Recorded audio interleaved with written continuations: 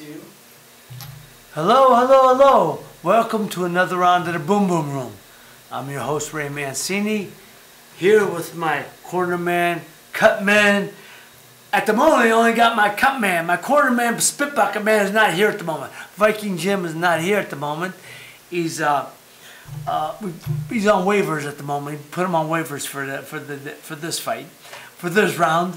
But my cut man, my new cut man, Joe Danier, is here, off to my screen right, and my left screen right. So Joe's here, and we're ready for another round, and a lot to talk about tonight, folks. You know, I was thinking about what I was going to talk about exactly. We've gone over the fight over the weekend. We're going to talk a little bit more. We'll talk a little bit more about the fights, a little rehash again about Gennady Golovkin's second round demolition of Vanes Martirosyan. Look, it was as expected, but as we said earlier, Martirosyan came in, did everything he could do, did the best he can do. It wasn't good enough. I don't think anybody expected more than what it was. He'd been off 2 years, he'd been fighting at 154, but everyone says, here's what I've been hearing from people, especially since our last show, that, why didn't he pick a top contender? Why didn't he pick a Jermell Charlo or all these other guys they were throwing at him, any of these other top middleweights that are there that would have been willing to take it? Let me tell you something. If the middleweights there were willing to take the fight, as I said before, they would have taken it. But here's the other side. You're getting ready for the biggest fight of your career, the rematch with Canelo Alvarez, a fight you won the first time, should have got the decision, so there would have to be a second fight. But in essence, it's a good thing because you get paid again, and you get paid a lot more than when you made the first time. But Canelo, because of the things that we've talked about earlier, because of the suspension from the Nevada Commission, because of his contaminated urine test from, I forgot the name of clenbuterol. I'm killing the name, but trust me, but whatever it is, it was there. So you have a letdown when there's a mental, more than physical, and an emotional letdown getting ready for a fight. You don't put him back in with King Kong. You don't get a young, hungry tiger like a Jermell Charlo or and these other guys they've been talking about. You put him in with a fight that he can still have a fight, go through the process of getting in the ring, going through the fight, and you fight the best possible opponent that isn't too much of a threat. That's just the name of the game, folks. And Vanes Martirosyan is a tough guy, never been knocked out, never been stopped before. Tough as they come, fight you all day long. Came out the first round, gave him the best he could give him, but wasn't good enough. In the second round, he got hit with some bad shots. Triple G hit him with some very, very vicious shots. So, as we said, as expected, he went out in the second round, and Triple G won the way he was supposed to. He took him out early. So, he did what he was supposed to do. On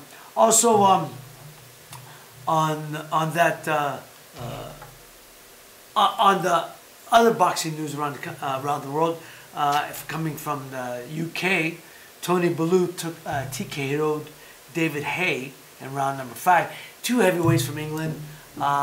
Tony Bellew was on the climb. David Haye has been around for a while. Made some noise a couple years ago, but certainly Tony Bellew is the new young blood there, the young tiger in England. So wish him well. We'll watch out for him. Maybe it'll beat Anthony Joshua and Tony Bellew in the next few months or within a year or so. If the Joshua and Deontay Wilder fight doesn't happen, watch for a Anthony Joshua-Tony Bellew fight to happen. We were talking about a lot of different things here. Also, Dana White from the UFC. The UFC's Dana White is, crossing over into boxing. I've known of this for a while.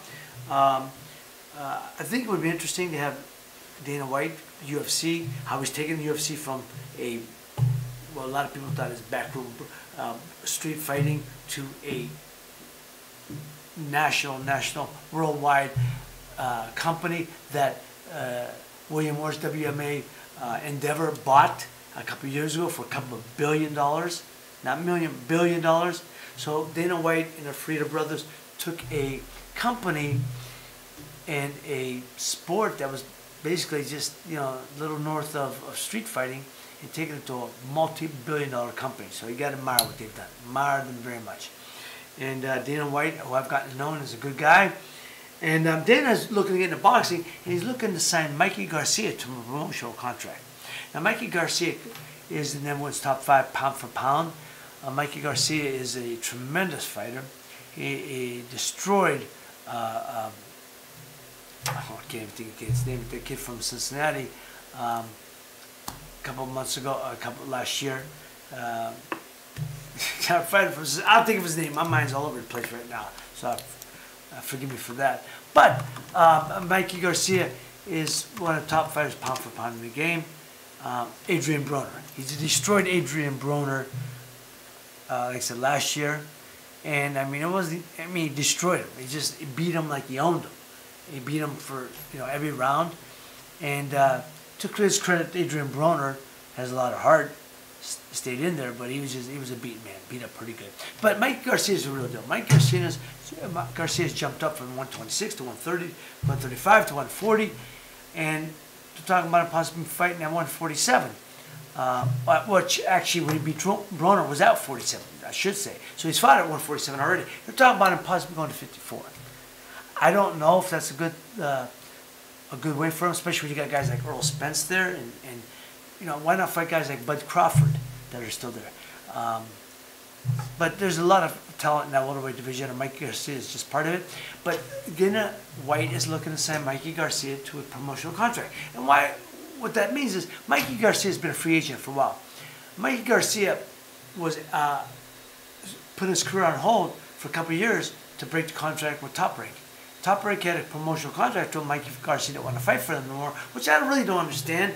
Because if you don't want them to make money, but if they ain't making money, you ain't making no money. So to put your career on hold for a couple of years. But hey, it was best for him because he looks sharp. He looks great when his last couple of fights.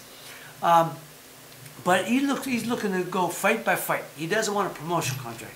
Golden Boy wanted to sign him to a promotional contract. He wanted no part of that. He wanted to go one fight at a time. So now he's fighting Mikey Garcia. So he wanted to fight Jorge Linares, who Golden Boy has, but Mikey didn't want to sign that contract, promotional contract, and I understand. If I want both sides. If I lose the title, I want the new champion. If you don't want to sign with me, then you don't get to fight. That's just boxing. That's how it's been forever. Vasily Lomachenko, Loma, is moving up from junior lightweight, 130, to fight Linares for the 135-pound title. Now, Mikey Garcia fought welterweight, but he said he was going to move down to fight Linares. Originally, they were talking, before he fought Broner, he was going to fight Linares for the title. And then, after he beat Broner, the fight Linares was talked about again. And but Mikey was, he's been moved up, fighting at junior welterweight, so he didn't want to move down to 135. Or he said he could move down, but because he didn't want to sign a promotional contract, he wasn't going to do it. What people say, what it is fact and what's fiction, you always got to read between lines when it comes to boxing. Trust me, it's always skewed. It's always colored, But I like to see Mikey Garcia. I would like to see Mikey Garcia fight Jorge Linares. It's been a great fight, but Lomachenko and Linares are going to be just as good, I think. That's coming this coming Saturday, May 12th. That's going to be a great fight. But let's also, how about this? How about this? Joe, the 2020 Olympics, they want to do away with boxing. No. They want to ban boxing. Yeah. It's one of the oldest sports in the Olympics. It was the first sport. It was the first sport. Dang. Ban hand-to-hand combat was the first sport. It's what the Olympics actually started from. Ridiculous. And they're going to ban it because they said there's too much deception and too much, what's the word I'm trying to think of? Corruption. Too much corruption going on in the Olympic boxing judging from judges from other countries. If they have a problem with your country, you're not getting involved. No matter if you got wins widely, by everyone's standards, clear cut to win, he's not getting my vote. Truly happened in 1988 with Seoul, Korea, when Roy Jones Jr. certainly won the fight. He didn't get it because the judges who didn't vote for him, here's what their reasoning was. They all said basically the same thing. We knew he won clearly. We knew he was winning, but we didn't want, and because he fought a Korean in the finals, we didn't want to disrespect the host country by not giving their fighter at least one vote. So I voted for him. Did not knowing that the other two judges felt very similar. Did out of respect to, because everyone knew he won, so that everyone else would vote for Roy Jones. They voted for the Korean, except 3 people thought that way, and 3 of them voted for the Korean, and he won 3-2 over Roy Jones. And eventually, Roy Jones Jr., who still got the trophy for the best fighter, the best fighter of those Olympics, even though he didn't win a gold medal. That's how absurd it was that he should have got the gold medal. So, how do they get unbiased judges here in the States? Yeah, good question. Good question. Yeah, I mean, look, judging is not a science. It's basically you're looking at 2 things. There is a criteria that you got to follow for judging. You should follow. It's pretty basic in my eyes to who's winning, who's losing. But other people, they all say the same thing. You know, we're sitting at different parts of the ring. You know, I always say, you're looking this way, I'm looking that way. We're looking at things the same way. Yep. It's the kind of line I used to with my girlfriends. Yeah, before the end was there.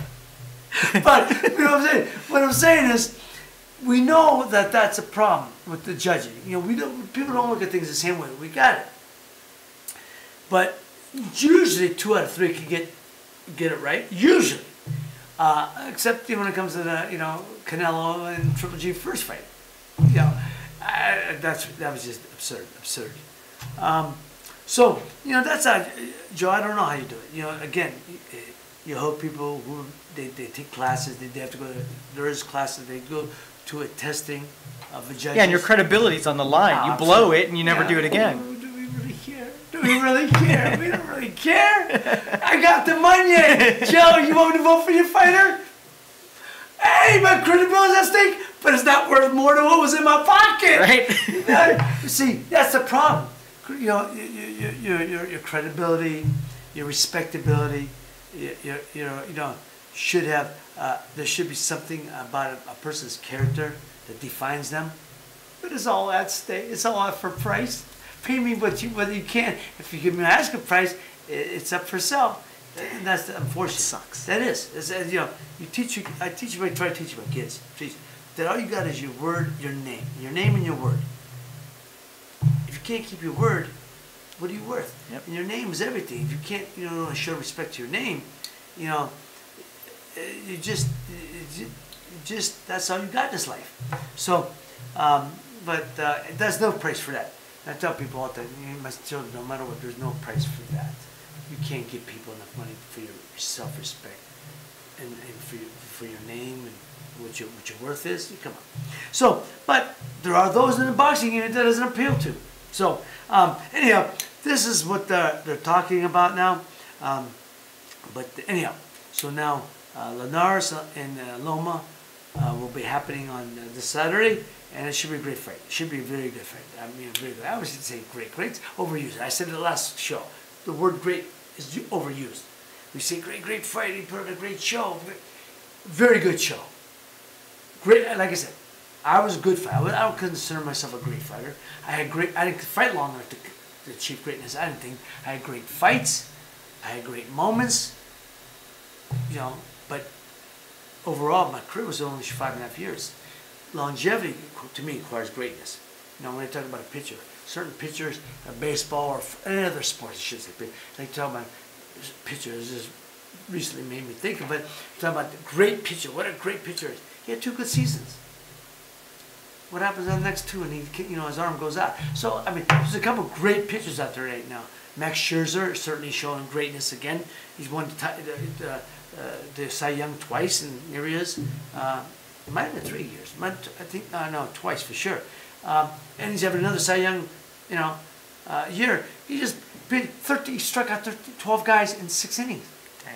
And didn't get the win. No decision because his team, he was ahead and brought in the reliever.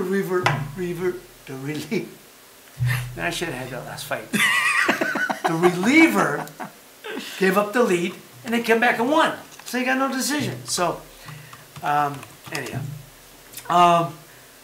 There's a couple things I want to talk about tonight besides, and I'm going to get to them. One of them also is talking about basketball. The rookies of the year.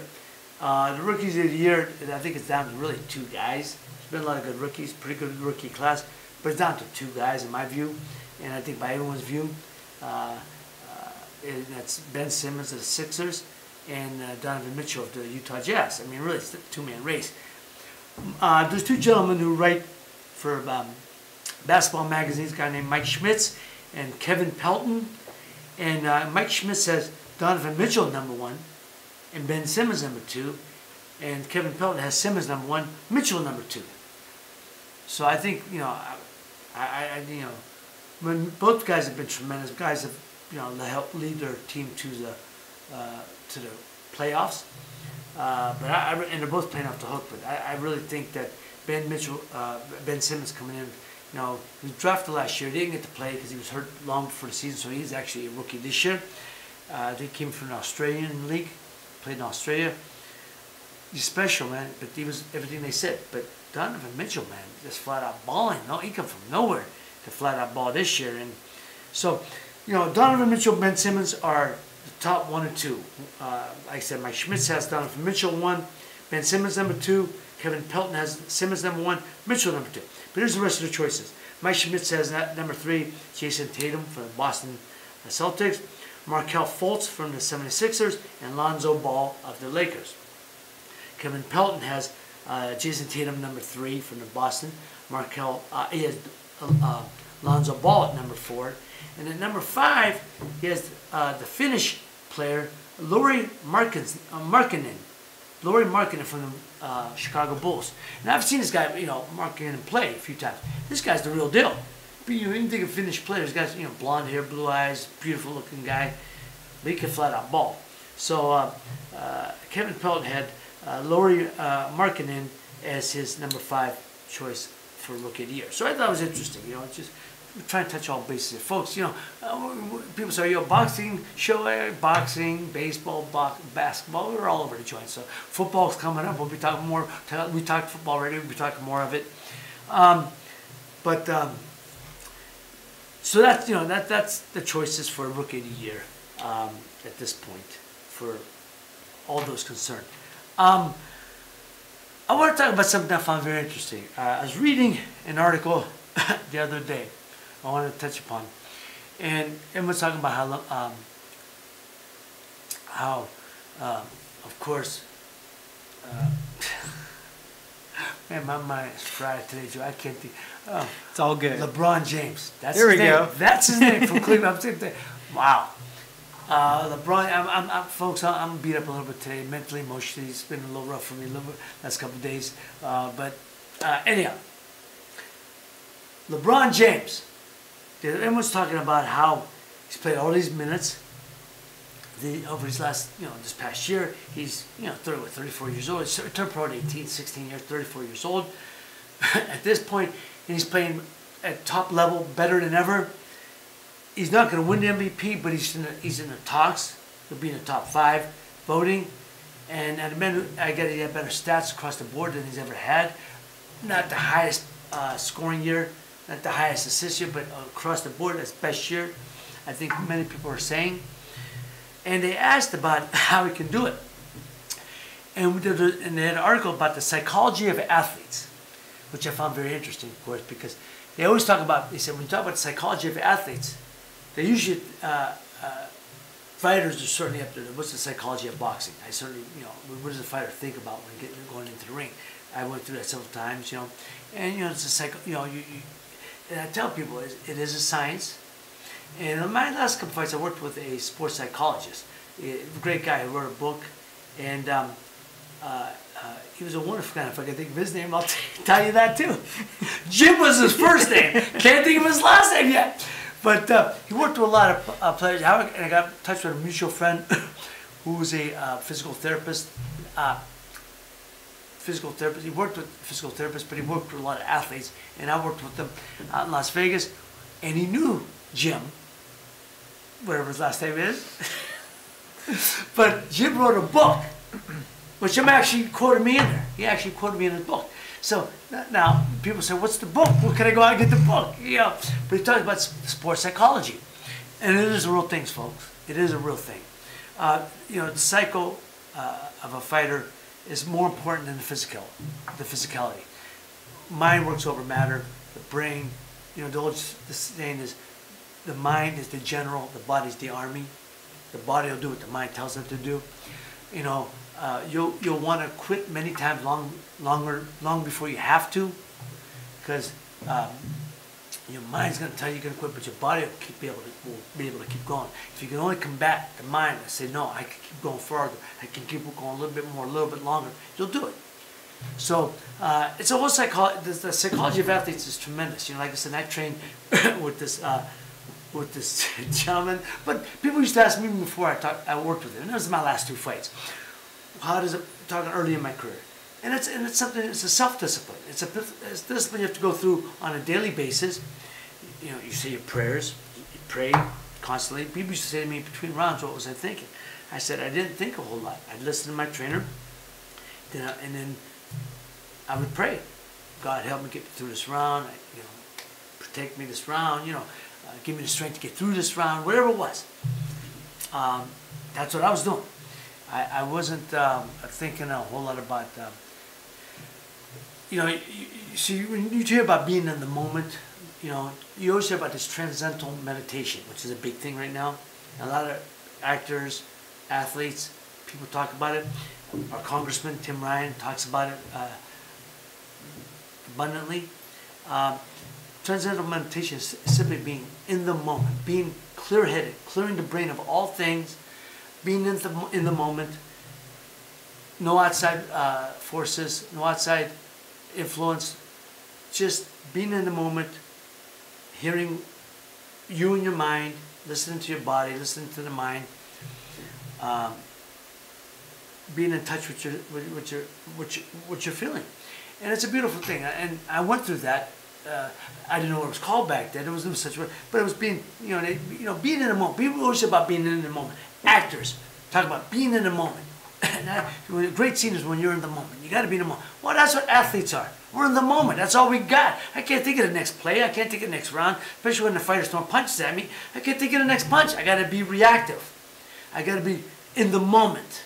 All I got is that. If you think too far ahead, you're going to get dropped. You get hurt. If you think too, you know, if you're not in the moment, that's when you're going to get hurt. So I thought it was interesting. So the whole psychological, the psychology of athletes. You're talking about LeBron, how he's able to do this, and he says he's moments, and you hear this a lot from athletes, older fighters. Tell you, you don't train harder, you train smarter. I think older athletes in general do that. That you don't push yourself as hard as you take downs off in football, you take plays off in basketball, but that doesn't mean you're not present. It means you just slow it down, change speeds. It's about changing speeds. A fighter, I always tell people, you hear me say it, Joe, a fighter, I got to learn how to change speeds. You can't run an engine 100 miles an hour for 15 rounds or 12 rounds or for 500 miles. It's going to burn out. You got to change. You see it in the Indianapolis 500. You know, drivers get in a pack a little bit. They speed up. You know, they lay back. Runners do it in the Olympics and running in the 1,600 meter race or 800 meter race. Pick your spots. So that's what he's doing. He's picking his spots. He's resting when the other team's running down for on a fast break or bringing the ball up slowly. He's picking his moments at that time, and so that's when you rest. And you take them deep breaths, let your body rest at the moment, and then when you got to pick up, change speeds, you turn it up quickly, pick up the pace when you have to. That's what he does. That's what he's been doing. So he's talking about the psychology of athletes. The article is about the psychology of athletes, particularly about LeBron, how he's able to perform at this moment at such an elite level, and it's all about the psychology of learning the game, knowing when to save yourself, when to turn it on, knowing when it's a sprint, knowing when it's a marathon. You know, slow the button. That's what people, even marathon runners do. You pick up the pace, then when you got to give it the sprint, they save it for the end. And that's kind of what LeBron's doing now. Through the season, picking his spots. Now he's saving it for the end. Yeah, they were talking about how over the last couple of years he's physically aged because of the pressure that people put on him to perform. And you're the only guy in the ring. You can't share pressure with any, other boxer there. So was the pressure that the society and everybody else puts on you worse as a boxer than you think other sports? I don't think it's worse. I think, but in this sense, Joe, it's one-on-one. Like you said, there's nobody else to pick up the slack. If LeBron makes a great pass to Caleb, if Caleb misses the shot, oh well, they lost. Well, LeBron made a great pass, but Caleb missed it. Well, you got somebody to be blamed. If he makes like I said, if he puts up the shot, somebody else puts up the shot, and he goes in to tip it in, and he misses. Oh, it was a bad shot. The guy should have shot from so far out. Whatever. I mean, there's other people to lay blame on. Yep. Like you said, when you're in the ring, there's nobody to blame on. But fighters like to blame their corner, blame their therapist, blame their dietitian. I'm the one throwing the punches. I'm the one taking the punches. If I'm catching the ass whipping, it's me, nobody else. It drives me nuts. I had the same trainer my whole career, as an amateur and as a pro. And there's fighters that change, trainers like to changing underwear, and they think they're going to find something new. Well, when you start changing trainers like that, you basically train yourself, because you're hiring the guy. He's coming in. Oscar De La Hoya used to change trainers like he was changing, like changing his underwear, like I just said. And one guy, and you can't. So he basically trained himself. All you're looking for a guy like, whether it be Manny Stewart. His first trainer he had from the amateurs was Robert Alcazar. Very good trainer. Got him an Olympic gold. When he turned pro, Alcazar was his trainer, but people were always skeptical, could he take it to the next level? And when they didn't think he was performing, that De La Hoya got stale or wasn't changing much his amateur game to the pro game, they brought in somebody else. And mentioned they brought in Manny Stewart, and then Manny's there. Manny is a great trainer as he was. He was a paid cornerman. Basically, he gives advice, and they don't listen or he doesn't listen, but he's training himself. Yep. He's training himself, and so my point being is, it's the psychology of fighters. There's nobody to blame, like you said. There's no blame when fighters got no blame. I'm in there doing the fighting. There's nobody taking the shots but me. And if I see a guy throwing a punch and how he's throwing a punch, your corner's the extra pair of eyes. Ray, my trainer Murphy Griffin said, Ray, man, you're beating that, but keep banging that body. You're wearing him down. I see it, Ray. You got fear in his eyes. Ray, he's got, he wants that. He's looking for a way out. I can see it in his eyes. Keep banging that body. Then when you get close, go over the top. He's dropping his hands, go over the top. That's the extra pair of eyes you need. But I'm banging up. If I'm punches, you see things. But when he tells you, oh yeah, let me make sure, they're reiterating what you already know. They're not telling you what you got to do in the sense that you don't know it, but they're reiterating it to let you know. Oh man, keep doing what you're doing. Keep doing what you're doing. So the great trainers do that. So as a fighter, like you said, there's nobody you could turn to. So if you lose the fight, you lose the fight. You don't blame your trainer. Oh, my trainer, he told me to take 8 rounds off, to move around. But I could have gone in and taken the guy out. That's the fight. That's what a fighter does. You use your instincts. And so, I never, like you said. So now, and that's what they used. They said the two athletes they used, the psychology of fighter was, he said, like boxers and swimmers. I thought, well, that's interesting. Swimming, the analysis of swimmers when the psychology of swimmers, learning to change speeds. You're stretch. Because if it's a long race, you gotta learn how to go. Stay with the crowd, and then when to break away from the crowd. Marathons the same way. Boxing the same way. You got to change speeds. When you're throwing punches, you're all out. But I only knew one style. People said you have to take rounds off. I said I couldn't afford to. I didn't know how to because I couldn't afford to. My style was I gotta outgut you. I'm gonna out train you. I'm gonna out punch you. And the only way to do it is to keep coming forward, throwing punches, pressure. I'm gonna put more pressure on you than you can handle. Keep the heat on. And that was my philosophy. That was my style of fighting. So I had to be in better shape than anybody. I had to be conditioned to go burn for 15. I couldn't take rounds off.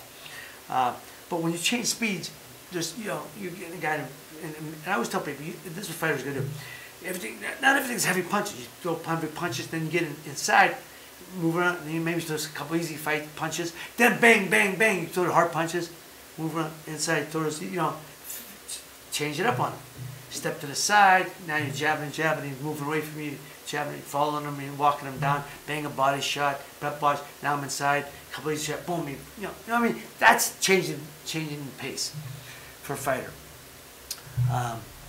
So athletes do that, and that's what they said. LeBron's doing that. That's how he's playing his best. He learned through the season, pace himself, change speeds when he had to, pick it up. Now particularly in the playoffs, you're seeing how it's paying off for him. So you got everything. Did you understand everything I said, Joe? Heck yeah. My man, you did. Because I don't know if anybody else out there did, but you did. That's all. Heck yeah, I'm engaged. Oh man, maybe I should be a sports psychologist. How about this? Don't do it. Don't go to school. Get that education. Educate to elevate. You want to take yourself to a different place? The only way you do that is through education, man. The sports and anything else will help get you that ride. You want to be football, basketball, baseball, whatever. Go to school. Get that education. Hopefully you get a scholarship to get there, and then see where life takes you. But get that educate. Educate to elevate. You can go wherever you can do whatever you want. You can go wherever you want. Once you have that education. Oh, God. I wish I listened to my own philosophy back in the day. Joe, I don't know how long we've been. I don't know how long we've been on. I don't know. About a half hour. That's all good, folks. I hope I'm not boring you, but I like to talk. As I bet you didn't know that. I bet my fans didn't know, Joe. That I was a very quiet, introverted, shy young boy. You came out of your shell at some point. My mom said you got to go out there and assert yourself. Gain some confidence. Go out there. Talk with people. So, anyhow, also, but really, it is an interesting thing, the psychology of athletes in general. Look, athletes out there can't do it on their own. You hear it all the time. You see, whether it's a baseball, football, basketball, every athlete, they have to learn how to play the mind game, the psychological game. That's what the game is. I used to tell my kids all the time, the game's here. It ain't on the court, it's here. How you manage the game, how you play the game is here.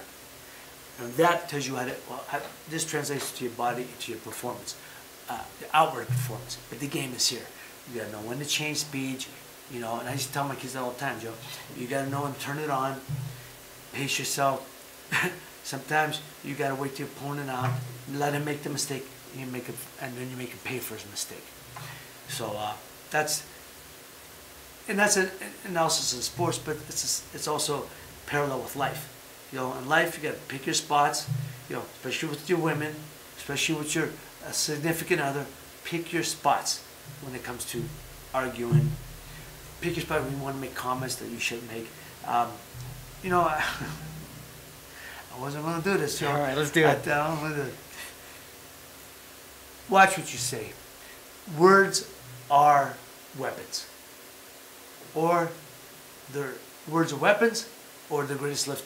They can lift your life up with people. People want to hear good things. That takes their life to a different place. They hear compliments is the best, greatest thing in the world. Tell your kids, tell you I love you. Tell your kids, tell you that you're an inspiration or you're my hero. It's everything parent wants to hear. And then when a child tells you, says negative things to you, and that crushes you more than anything, more than anybody would say. Words are weapons, or the weapons. I would say words are weapons of roses. You give the loving touch. Watch your words. They break people, or they can make people. I'm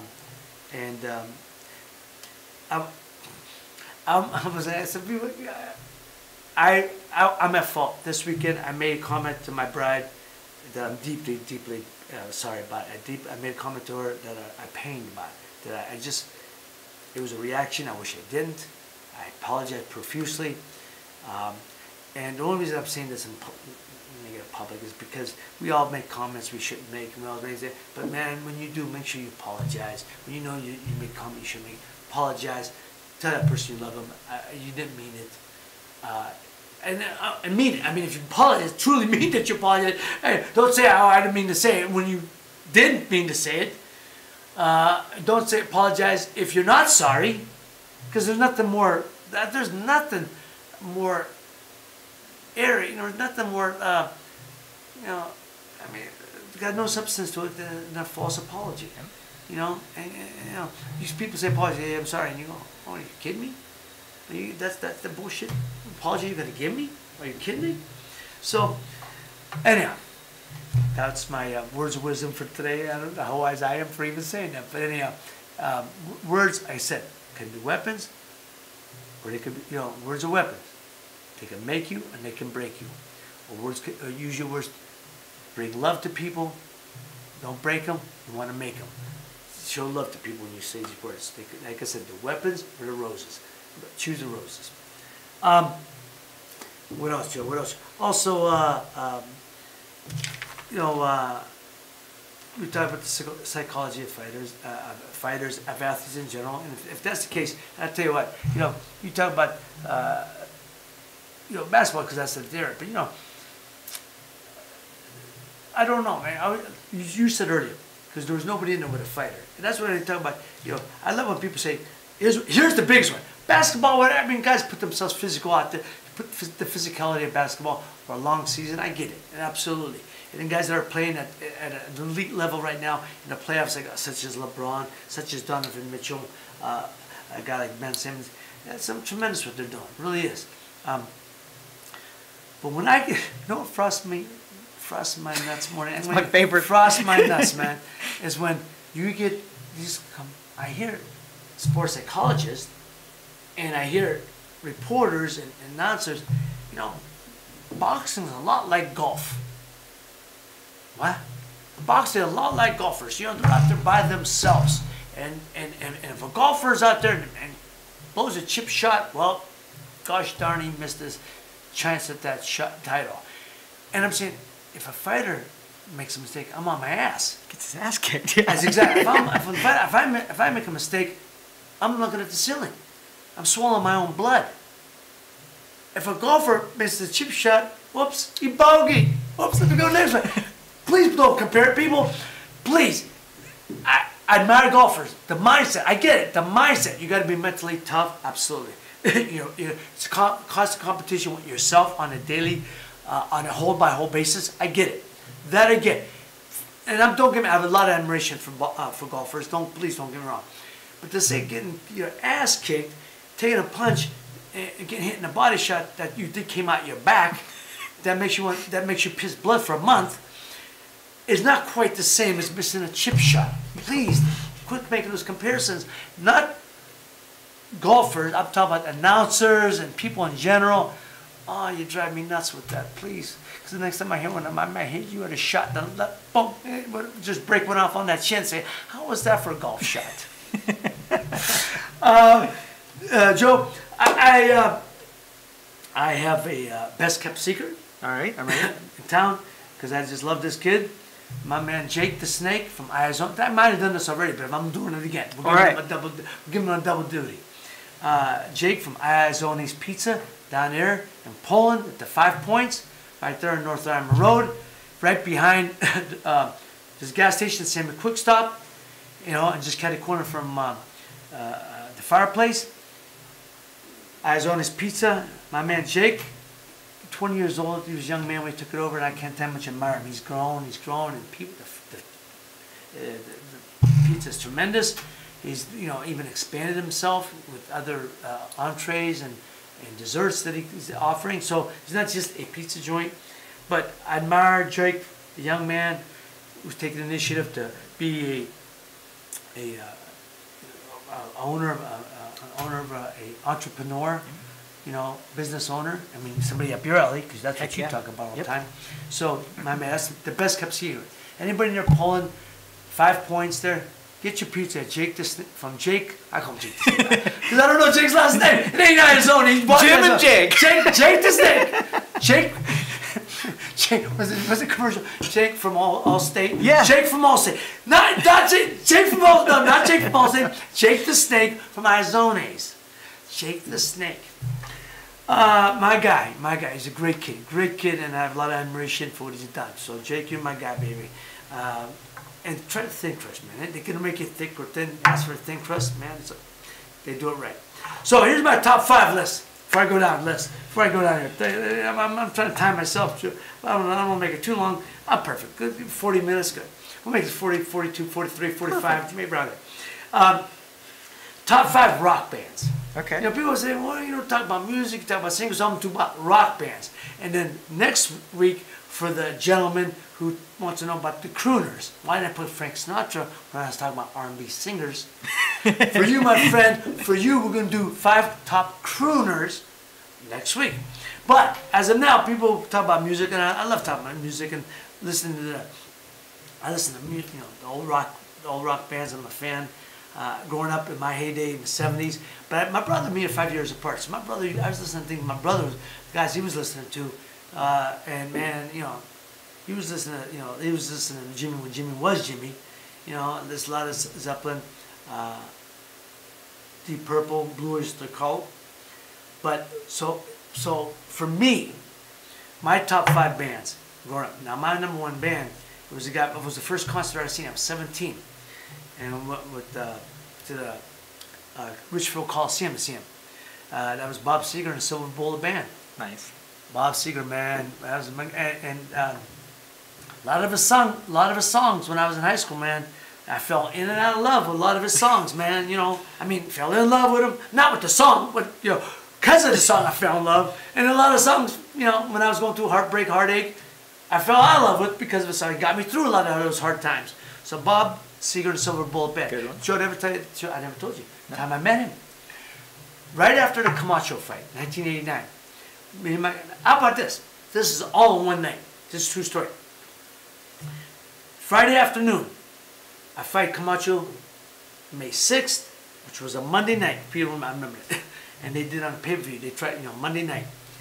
At those times, Monday nights was a big day for pay-per-view. They tried it Monday night. It wasn't a Friday or Saturday.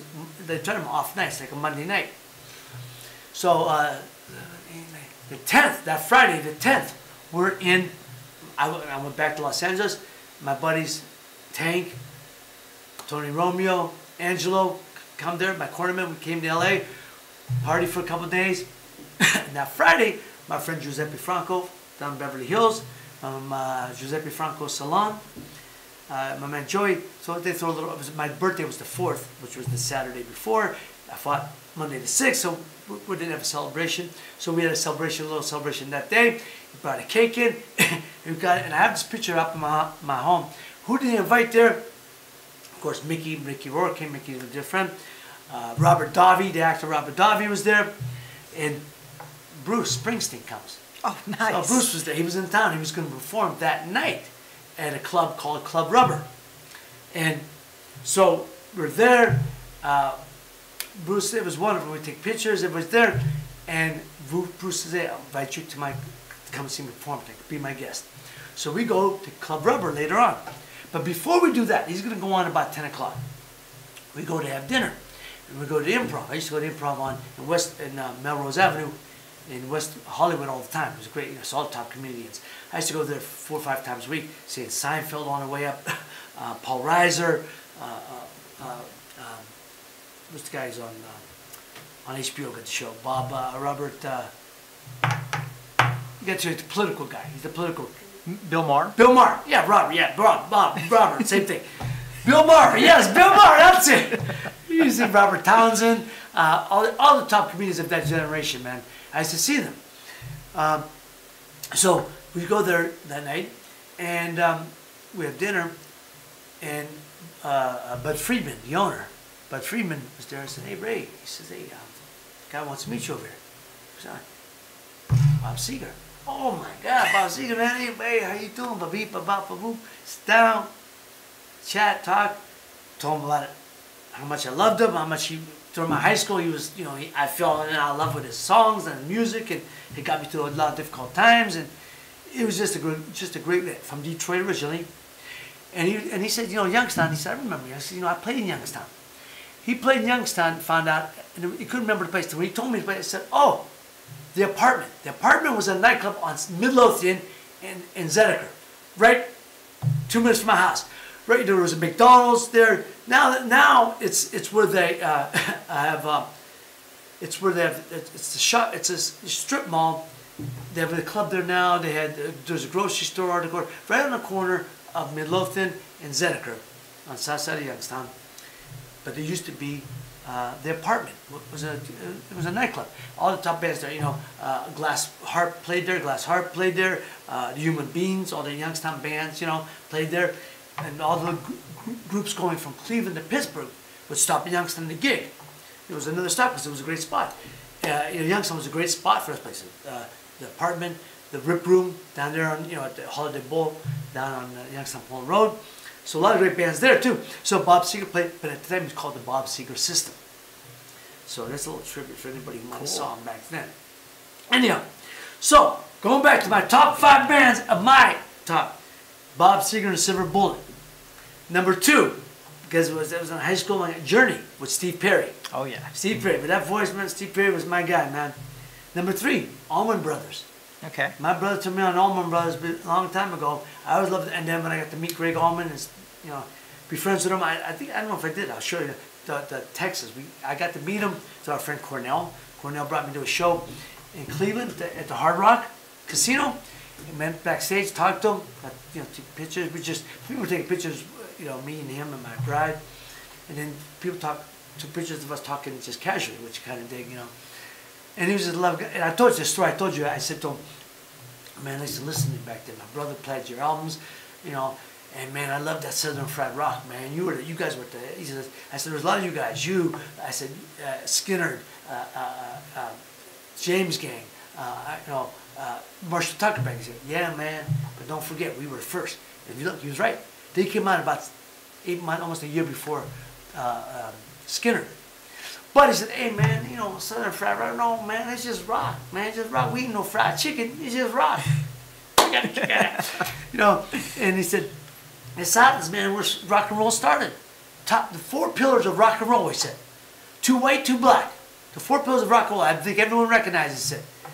Were Elvis Presley, Jerry Lee Lewis, Little Richard, Chuck Berry.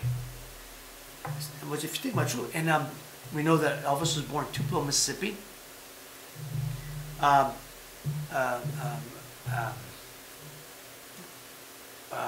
Little Richard was born in Mississippi too, I believe. Jerry Lee Lewis was born in Louisiana, and Chuck Berry was the farthest north. He was born in St. Louis, but that's still considered South.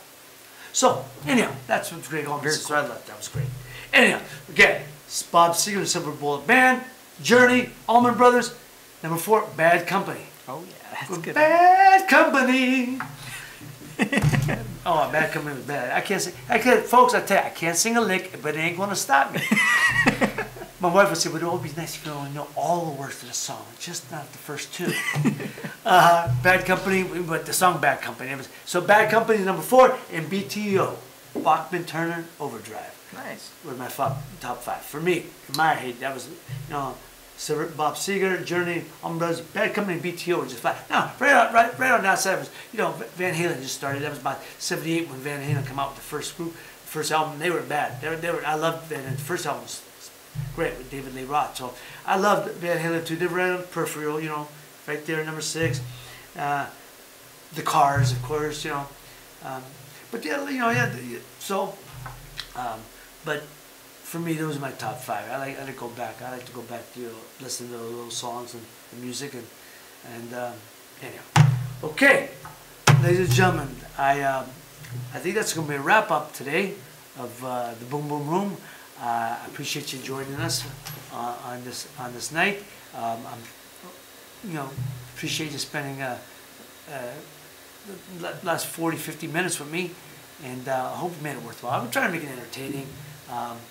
And if it ain't, I apologize ahead of time. If we're entertaining, tell your friends. If we're not, keep it to yourself, please. But thank you very much. Hope you'll listen next time for another round of the Boom Boom Room. Until then, take care of each other, love each other. Good night and God bless.